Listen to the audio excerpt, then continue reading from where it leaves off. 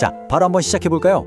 지금 대한민국 경제를 둘러싸고 아주 흥미로운, 뭐랄까, 하나의 수수께끼 같은 상황이 펼쳐지고 있거든요. 요즘 뉴스만 켜면 나오는 질문이죠. 아니, 도대체 왜 원화 가치가 16년 만에 최저치까지 떨어진 걸까요? 이게 되게 단순해 보이지만 그 속을 들여다보면요, 아주 복잡한 글로벌 역학관계가 숨어 있습니다. 우리가 생각하는 것과는 전혀 다른 곳에 답이 있을지도 몰라요.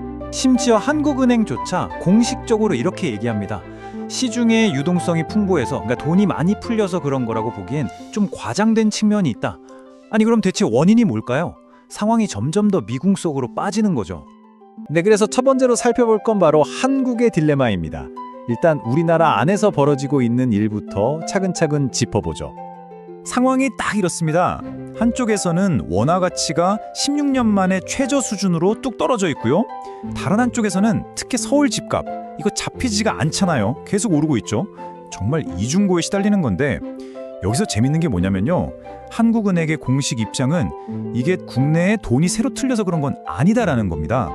대신에 뭐 거주자들이 해외에 투자를 많이 한다거나 수출 기업들이 벌어들인 달러를 원화로 바꾸지 않고 그냥 가지고 있다거나 이런 외부 요인들을 탓하고 있어요.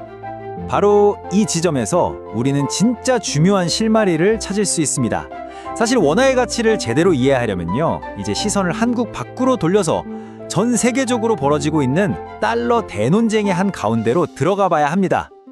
그러니까 전문가들의 분석은 이겁니다.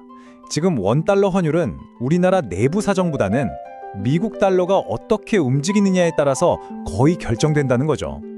말 그대로 원화의 운명이 달러의 행보에 꽉 묶여버린 셈이에요. 자, 이 표를 보시면 지금 월가에서 얼마나 치열한 논쟁이 벌어지고 있는지 한눈에 보입니다. 한쪽에서는 달러는 약해질 거다라고 주장해요. 왜냐? 미국 연준이 금리를 내리기 시작했으니까요. 모건 스탠리와 같은 대형 은행들은 5%나 하락할 거라고 예측하기도 하죠. 그런데 반대편에서는 천만의 말씀! 이러는 겁니다. 미국 경제가 생각보다 너무 탄탄하고 특히 AI 분야에 전 세계 돈이 다 몰려들고 있다는 거죠. 이런 이른바 미국 예외주의 때문에 달러는 계속 강세를 보일 거라는 아주 팽팽한 논리가 맞서고 있는 상황입니다. 자, 그럼 이쯤에서 이런 생각이 드실 거예요. 이게 우리나라만의 문제인가? 정답은 아니다입니다. 한국만 이런 게 아니에요. 바로 옆 나라 일본을 보면요, 정말 놀라울 정도로 비슷한 현상이 나타나고 있습니다. 이걸 두고 우리는 원엔 동조화라고 부르죠.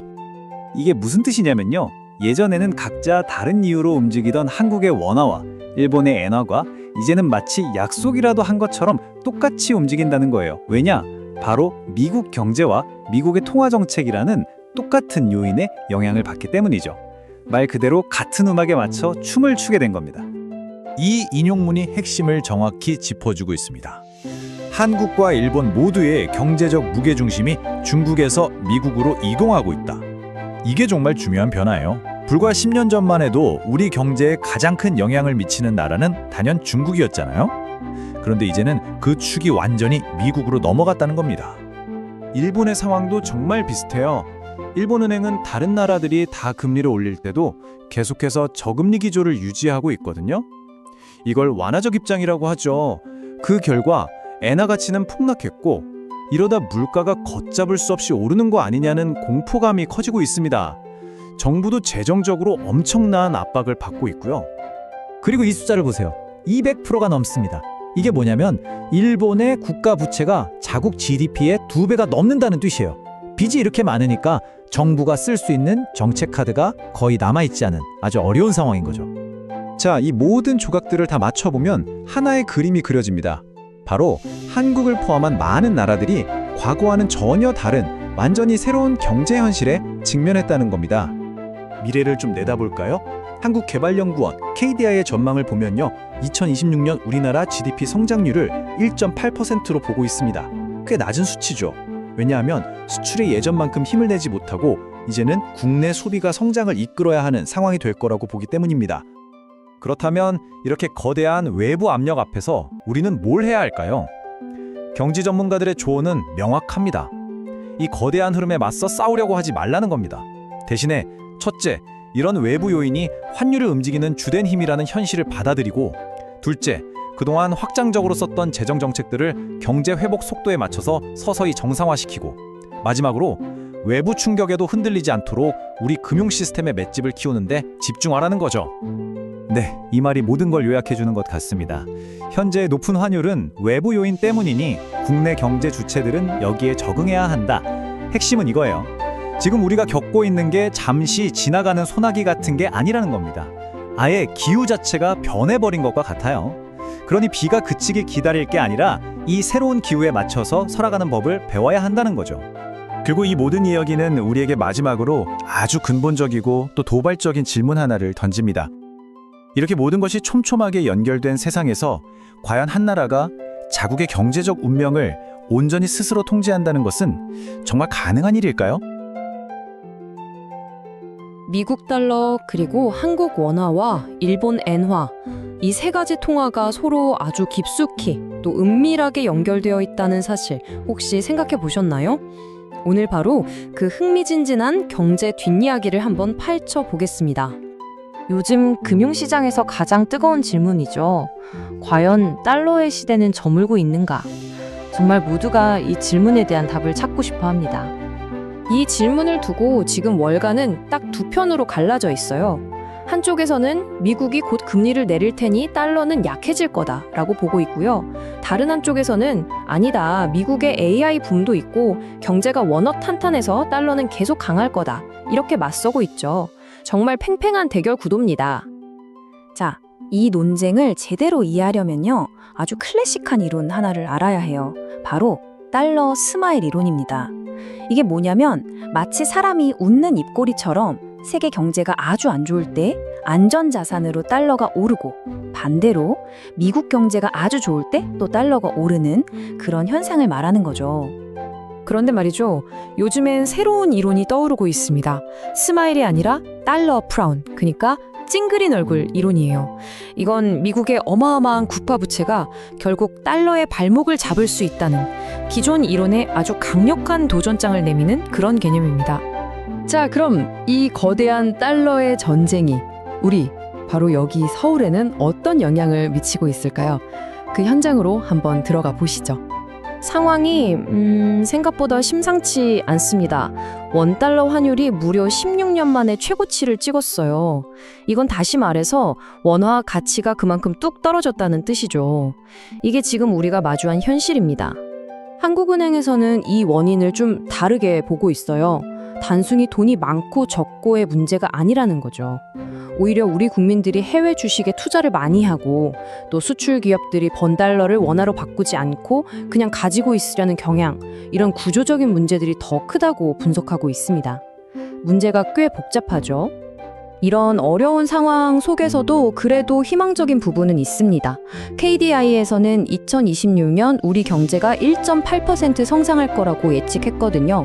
이 통화 압박 속에서도 우리 경제가 나름의 저력을 보여주고 있다는 신호로 읽을 수도 있겠습니다. 자, 이번에는 시선을 바로 옆 나라 일본으로 한번 돌려볼까요? 놀랍게도요, 한국과 정말 비슷한 이야기가 저기 도쿄에서도 펼쳐지고 있습니다. 일본도 상황이 만만치가 않아요. 엔화 가치가 계속 떨어져서 달러당 154엔선을 훌쩍 넘어섰습니다. 어때요? 우리나라 원화 약세랑 거의 판박이 같지 않나요? 그럼 엔화는 왜 이렇게 힘을 못 쓸까요? 많은 전문가들이 중앙은행, 즉 일본은행의 정책을 꼽습니다. JP보건 같은 곳에서는 일본은행이 현실을 너무 못 따라가고 있다, 이렇게 아주 날카롭게 지적하고 있죠. 그리고 이건 일본의 어려움을 한눈에 보여주는 숫자죠. GDP 대비 정부 부채 비율이 200%가 넘습니다. 나라가 번 돈의 2배가 넘는 빚을 지고 있다는 건데, 이러니 무슨 정책을 쓰려고 해도 손발이 묶일 수밖에 없는 겁니다. 자, 잠시만요. 지금까지 한국과 일본의 상황을 쭉 보셨는데 혹시 뭔가 공통적인 패턴, 어떤 규칙 같은 걸 발견하지 못하셨나요? 바로 이 지점에서 오늘 이야기의 가장 중요한 반전이 시작됩니다. 네, 바로 거대한 동조화 현상입니다. 지금 한국의 원화와 일본의 엔화 사이에 아주 놀라운 일이 벌어지고 있거든요. 원, 엔 동조화. 말이 조금 어렵게 들릴 수 있는데 아주 쉽게 말해서 원화랑 엔화가 마치 쌍둥이처럼 같이 움직이는 현상을 말해요. 한쪽이 떨어지면 다른 쪽도 떨어지고 오르면 같이 오르는 거죠. 이건 두 나라 경제가 똑같은 외부 충격에 반응하고 있다는 아주 강력한 증거입니다. 아니, 왜 이런 현상이 일어나는 걸까요? 자, 3단계로 딱 정리해 드릴게요. 옛날에는요, 한국, 일본 같은 아시아 경제는 중국만 쳐다봤어요. 중국이 기침하면 우리는 감기 걸리는 시기였죠. 근데 지금은 중국 경제가 예전 같지 않아요. 힘이 좀 빠졌죠. 바로 그 빈자리를 지금 미국 경제가 무섭게 치고 들어오면서 이제는 한국과 일본 경제가 미국을 중심으로 새로 줄을 서고 있는 겁니다. 바로 이겁니다. 전문가의 이 한마디가 오늘 이야기의 핵심을 정확히 꿰뚫고 있어요. 아시아 경제의 무게중심이 중국에서 미국으로 넘어가고 있다는 것. 이게 바로 원앤동조화의 진짜 이유인 거죠. 자, 그렇다면 이 새로운 경제 질서, 이 새로운 동맹이 우리에게는 대체 어떤 의미가 있을까요? 특히 투자나 리스크 관리 측면에서 우리가 뭘 알아야 할지 한번 짚어보겠습니다. 투자자 입장에서 보면요, 몇 가지 중요한 포인트가 보입니다. 일단 전 세계 돈이 AI를 앞세운 미국 시장으로 몰리고 있다는 점. 그리고 우리나라는 반도체 슈퍼사이클이라는 기대감이 있어서 외국인 투자를 끌어들일 수 있다는 점. 일본 주식은 엔화가 약세인 걸 감안하고 투자하는 전략이 나오고 있고요. 또 미국 금리가 높으니까 안전자산인 미국 국채도 아주 매력적인 투자처가 되고 있죠. 물론 리스크도 분명히 있습니다. 우리나라는 계속되는 원화 약세 때문에 수입 물가가 오르는 게 가장 큰 부담이고요. 일본은 엔화 약세가 물가 상승으로 이어지는 악순환에 빠질 수 있어요. 그리고 가장 근본적인 리스크는 이 모든 판이 오직 강력한 미국 경제라는 하나의 기둥 위에 서 있다는 점입니다. 오늘 제가 드린 모든 말씀을 딱 한 문장으로 요약한다면 바로 이겁니다. 한국과 일본, 즉 미국의 가장 중요한 아시아 동맹들의 경제적 무게중심이 이제 중국이 아니라 미국으로 완전히 옮겨가고 있다는 것. 이게 바로 지금 일어나고 있는 가장 거대한 변화입니다. 마지막으로 이 질문을 여러분한테 던지면서 마무리하고 싶습니다. 이 거대한 동조화 현상은 미국의 힘이라는 아주 단단해 보이는 기반 위에 세워져 있습니다. 하지만 만약 바로 그 기반 자체에 금이 가기 시작한다면 과연 우리는 어떤 미래를 맞이하게 될까요? 한 번쯤 깊이 생각해 볼 문제입니다.